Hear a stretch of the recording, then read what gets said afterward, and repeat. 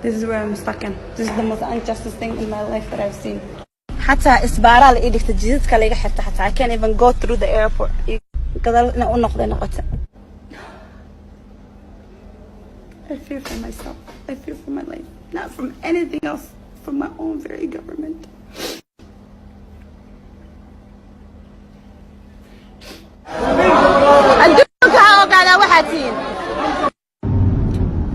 This is the most unjust thing that ever happened to me. I don't know. Yesterday I have not stopped everything. Like you are to about Manchester.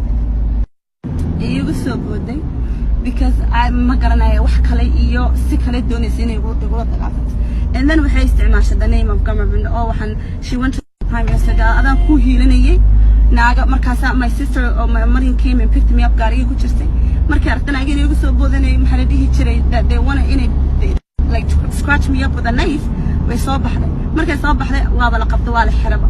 They put her, they arrested her, and she went to the prime minister telling him that I fought for you because not me kudoran ma support gareyn case-ki ninkii ajnabiga rabay in bangiga loo dhiibo ma ay support gareynin maadaama ay support gareynin dartooda u dagaalamay just so ra'iisul wasaaraha soo amray inuu maxaa la dhihi jiray walaasha la soo qabto xumaantaan la ii waday in walaasha lagu sameeyo wax ayadoo maadaama ay meeshii ay gaariga isaarneed oo ay soo doonay oo markii dagaalka dhacday ii soo baxday rabtay inay ogaato wixii dhacay maadaama inta yar maxaa la dhihi jiray meeshii ay taagneed naagihii aniga ugu soo boodana cidiran ilaahay hadda waxa la dhahay dulmi ha sameeyay inay ku dhicin maxaa la dhihi jiray adiga ku babacis ma ogido God knows waxa lagu maagay mise lagu dagaaltamay mise liisana naagahan lagu soo diray ma garan karo meesh markaan u soo bax banaanka mindi bay wato wallahi billahi tala qof magac ilaahay baan ku dhaartay shiha knife way soo taagaray knife bay wadatay laba naag bay ugu jamgaray no one